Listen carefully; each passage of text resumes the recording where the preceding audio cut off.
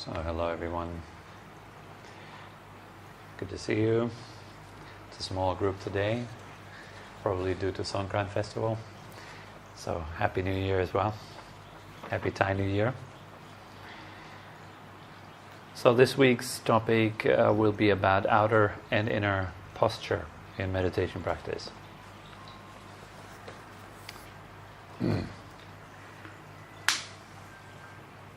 And today it's all about the outer posture, the physical posture.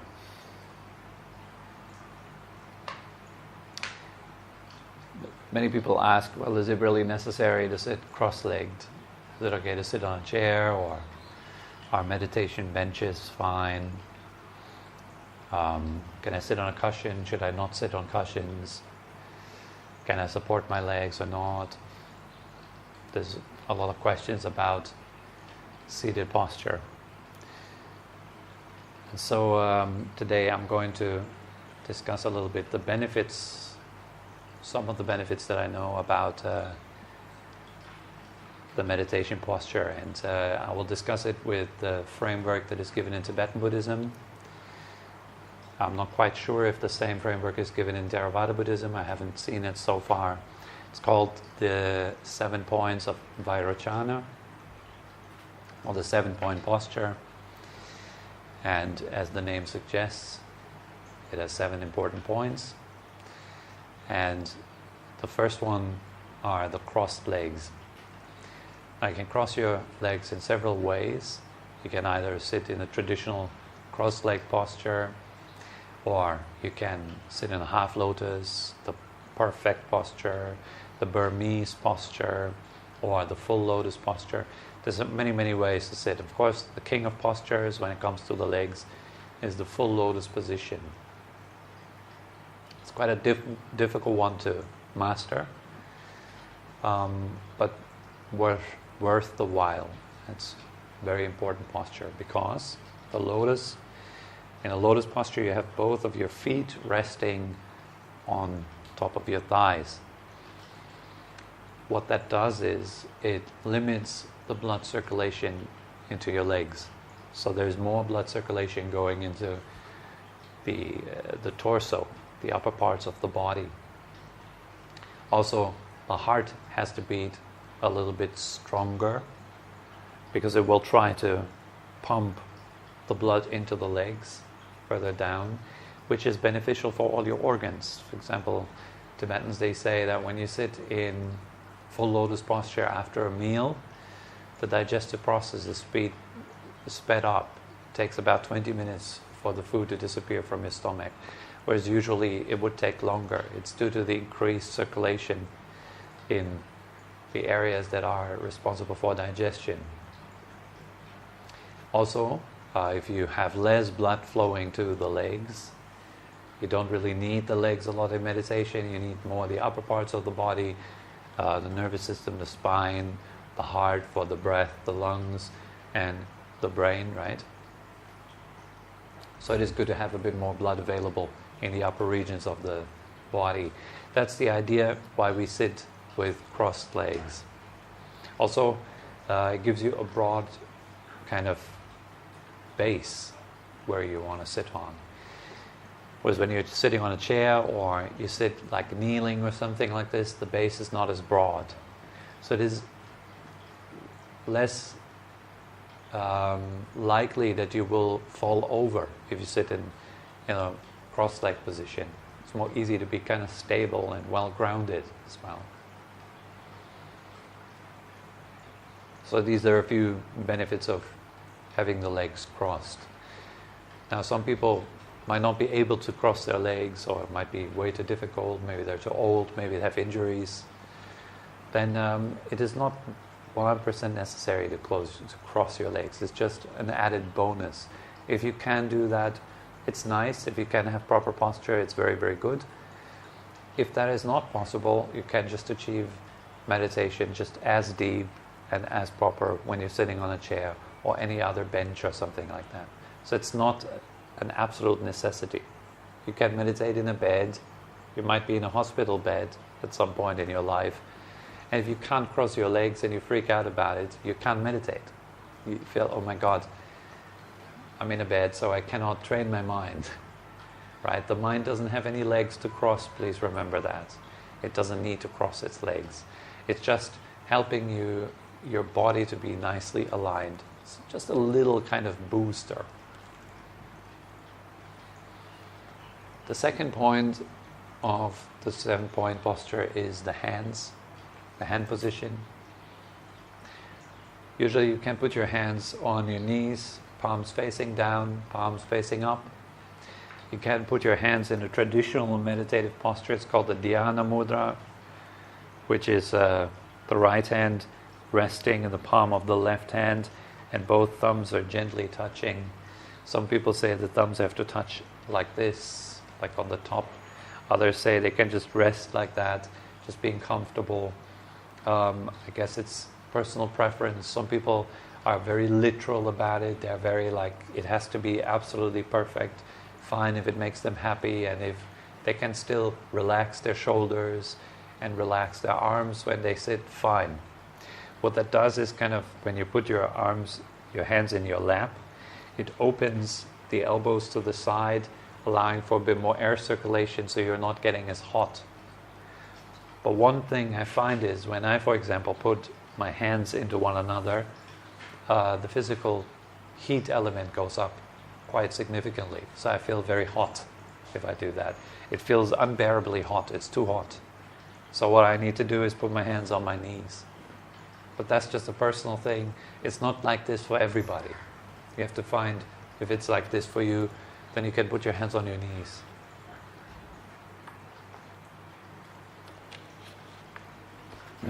Also, now you can also put your hands facing up or down.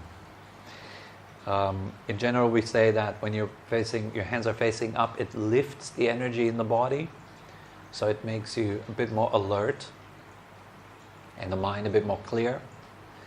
And hands facing down, it has a sinking effect. It makes everything in the body sink more. Now, whether that is true or not, you have to find through experience.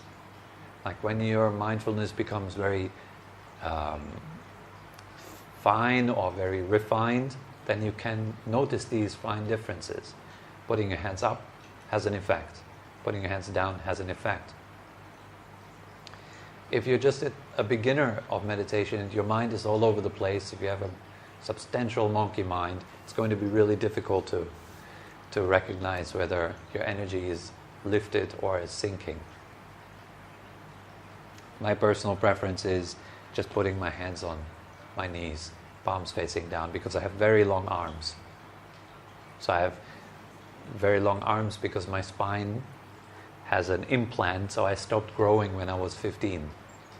But the rest of the body still grew.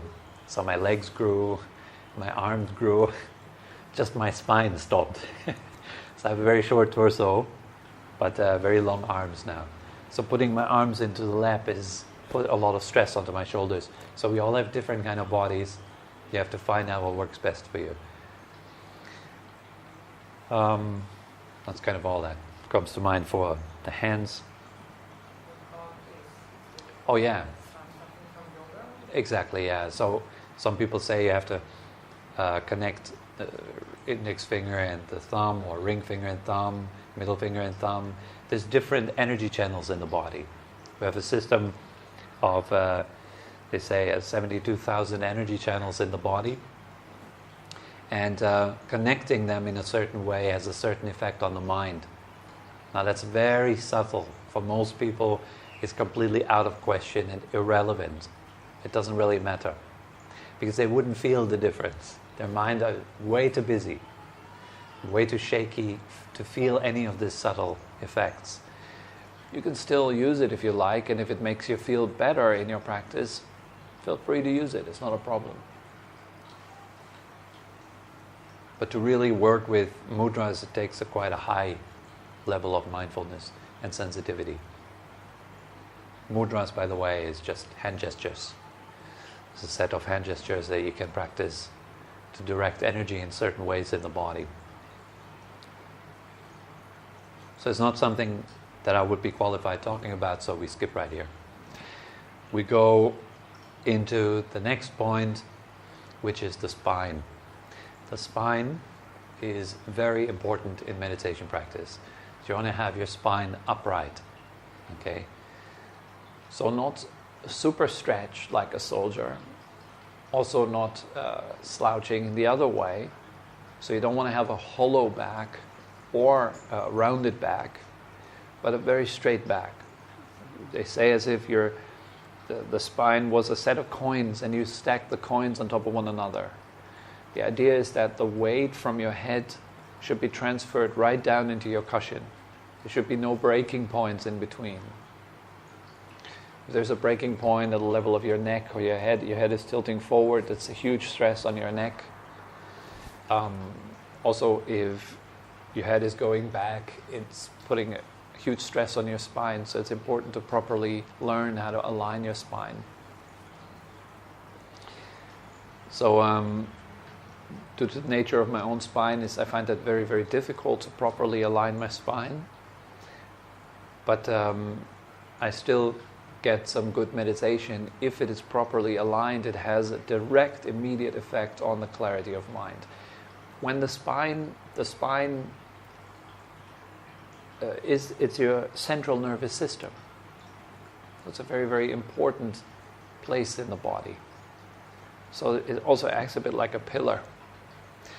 And when the spine is nice and straight, you will feel an immediate vitality in your body. If you're slouching, you feel kind of drowsy and the mind is hazy and so forth. So it's important to align the spine properly if you can. As good as you can. Like as it comes to all of these posture points, do them as good as you can.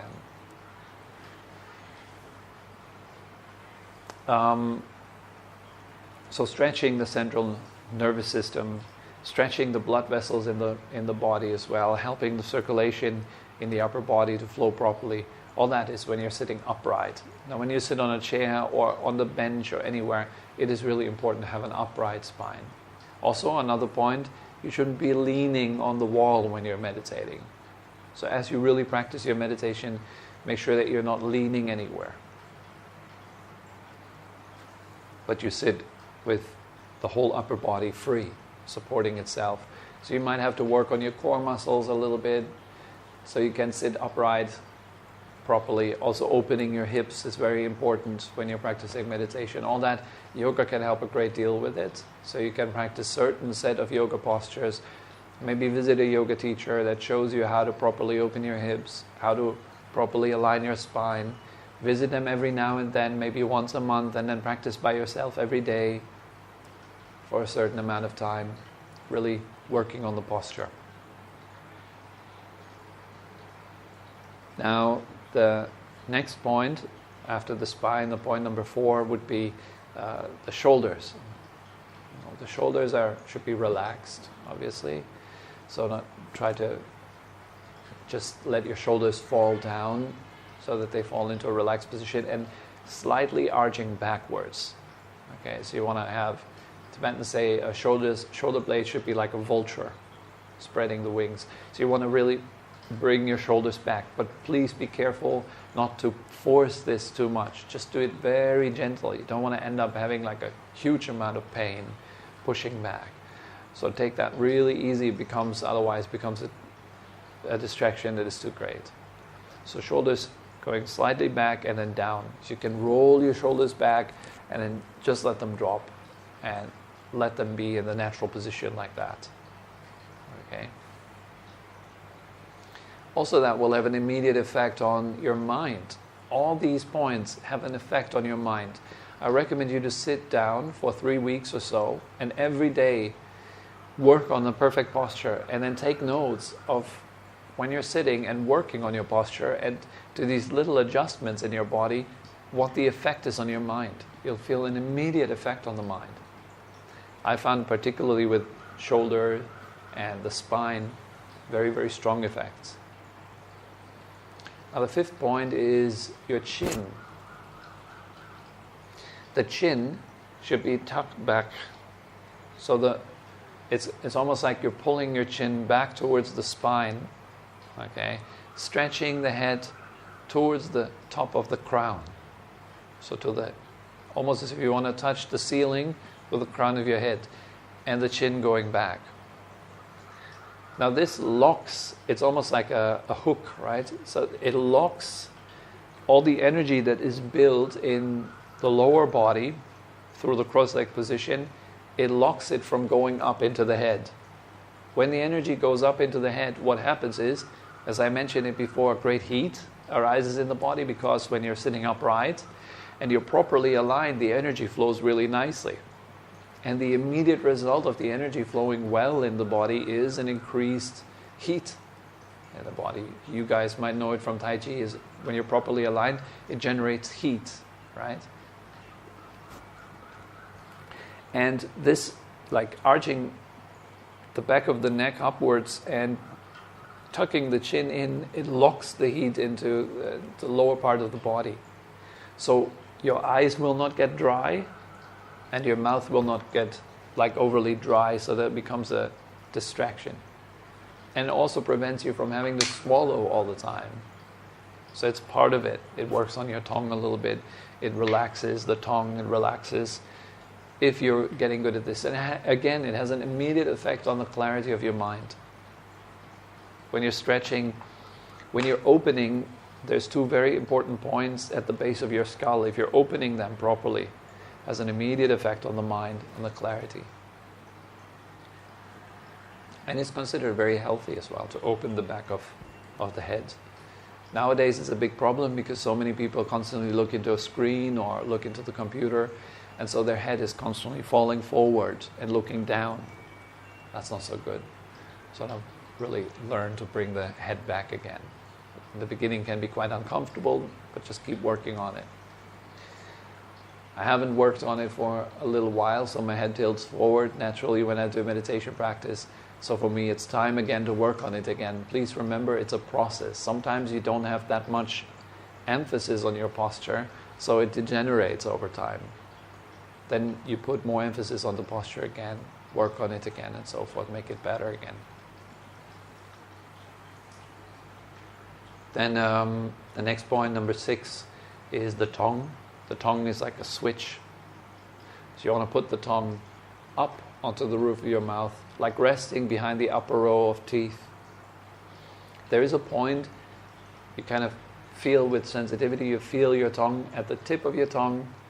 Just bring it up to the mouth. You can feel like a little tingling sensation there. That's the right spot. Some people feel it quite clearly. Some people need to search around a little bit. What that does is also it stops you from swallowing. You don't have to swallow all the time.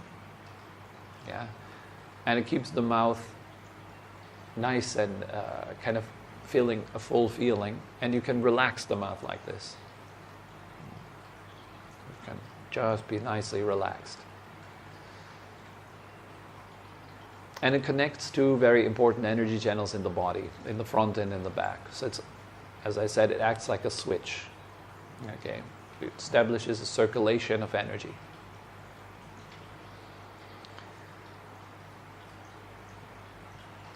The final point are the eyes. That's point number 7. There are two ways to keep your eyes. One is closed, one is half open. You can keep your eyes half open if you like. The benefit of that is it allows a bit of light to come in the beginning, so that helps most people to not get drowsy and fall asleep, or to get a very distracted, jumpy mind. So you keep your eyes half open. Or you can close them, which then might be less distraction from the outside in the beginning. However, the mind might be a bit more drowsy and dull. You have to see what works for you. For me, it works to close my eyes. So it's personal preference, yeah. These are a few of the benefits concerning the proper meditation posture. Now, what's important about the posture is to learn to sit still.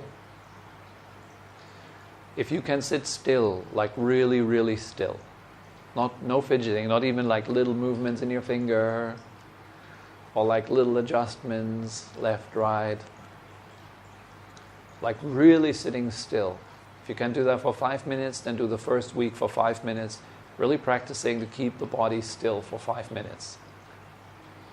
Then add 5 minutes in the next week, so you sit still for 10 minutes, or add 2 minutes. If 5 minutes feels too much, you add 2 minutes, right? There's no rush.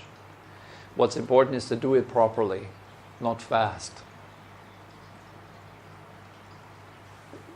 Quality always has preference over quantity. So do it right, do it really well. Put attention to detail into it. As you learn to sit still in the right posture, so it unfolds all the benefits of body and mind, it becomes a powerful exercise of yoga. The pinnacle of that training, I would say, or what we can train or need to train to access deeper levels of meditation easily, is if you can sit still for an hour. That's a good achievement, I would say. So you can slowly work on that until you're able to sit nice in a good posture still for an hour. Sitting in good posture and completely still for 30 minutes is a great achievement already, if you can do that. So yeah, sure, in the beginning, if you get into the shape of the posture, you will experience quite a lot of pain. That is normal. It's another question that many people have when it comes to posture. I'm feeling a lot of pain. Can I adjust? Can I change? I would say no. Given that you practice with a good qualified yoga teacher, please. Let them show you the right shape and then stick to the right shape. If you do experience great discomfort or sharp kind of pain, then sure, go to your yoga teacher or go to your doctor and check what might be wrong. That's always your responsibility, right? But in general, if you just feel a normal sense of pain from being still in the posture, that's normal. And it's part of the game. And it's an important tool on the path to work with pain, to work with stress. Here's where we learn to really relax. So what you want to do is create the shape and then relax into the shape. Okay, that's basically it. So it's not really an exciting or deep kind of topic. Posture is not the most important thing, but it is really a great point if you can do it well.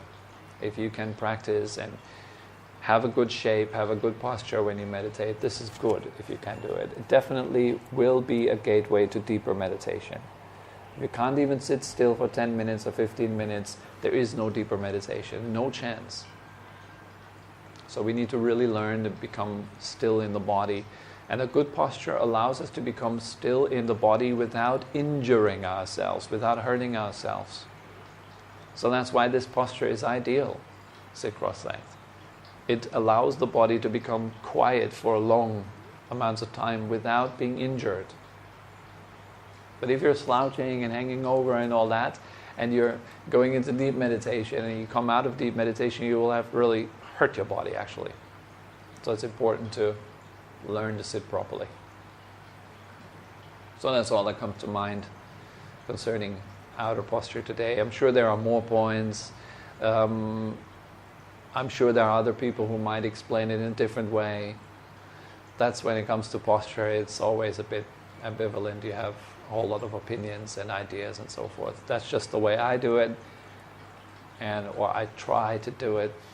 I'm not perfect at posture myself, but it serves hopefully as an inspiration. It does for myself to train a little bit more for good posture, work on it. I hope it does that for you too. Are there any questions? Do you have any comments on lying down postures? Very good. That's a whole thing that I've actually forgot. Yeah. So the Buddha traditionally, he mentions 4 postures, right? So you have the lying down, sitting, standing, and walking. All 4 can be used for meditation. And as Adam says very nicely, these 4 postures basically are a synonym for all the time. So we practice mindfulness in these 4 postures, aka all the time. Yes, when you lie down, there's a whole set of meditations that you can do while lying down. But doing the traditional kind of formal shamatha practice to go deeper into stillness, I would recommend to sit up because it gives you a little bit of tension. And when you have a little bit of tension in your body, you won't be at risk of falling asleep. However, I will reverse that advice if I'm working with insomniacs. I will very often recommend them to lie down when they meditate, because through that they often learn that they can sleep, to their great surprise, because they don't want to sleep, they want to meditate. So they lie down trying their meditation practice and whoop, they fall asleep, learning a lesson from that, okay? So if you're an insomniac, please go ahead and do your meditation lying down, no problem at all. But if you have trouble with staying awake anyways, if you have a stressful, exhausting lifestyle, I would not recommend to lie down. Other than before your meditation, you lie down, take a short nap, then do the meditation sitting up. Having that bit of tension in the body keeps you nice and awake. So that I would say for lying down meditation. But there's nothing really to be said against it. If you don't fall asleep, that's the only trouble with lying down. If you're not falling asleep, it's fine. Or if you fall asleep, then do so mindfully, right? We call it like yoga nidra. In yoga, you go to sleep not losing consciousness. So that would be acceptable. But going to sleep, completely losing consciousness, going into dreamland, that would not be meditation anymore. But going to sleep, letting the body drift off to sleep while maintaining consciousness, well, great. Or going to deep meditative states while lying down, fine.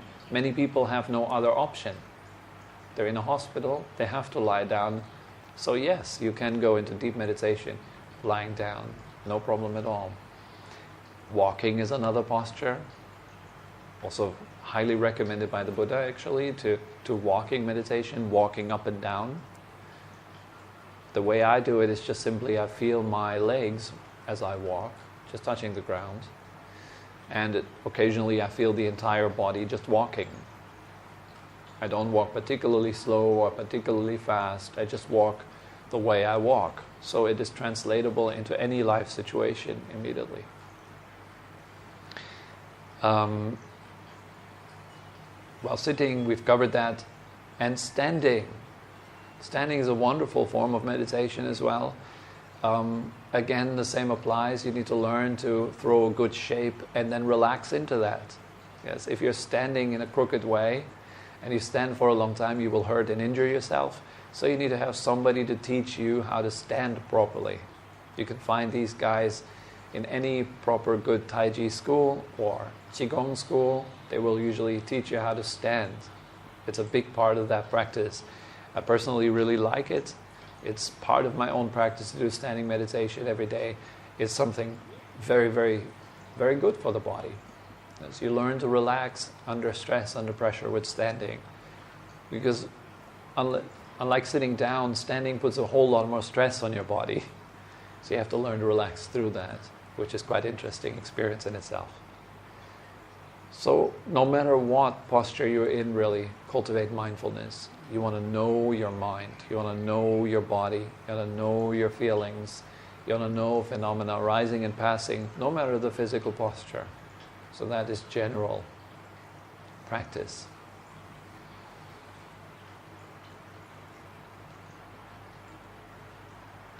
The same applies when lying down as well. Keep your body still. It's one of the cool tips for insomniacs again. Stop tossing and turning. When you wake up at night and you can't sleep, stop moving. Stay quiet in your bed. It's tough. Find a comfortable posture and then stop moving and practice meditation. Without trying to go back to sleep. You're just like, oh cool, now I'm awake, now I can do some meditation. I can still relax. So you do your meditation. Not because you want to go back to sleep. That's insomnia. Trying to sleep is insomnia. Okay. So instead of trying to sleep, do meditation. Don't move the body. Stay quiet in the lying down posture. And relax from the inside out. Breathing in, feeling my feet. Breathing out.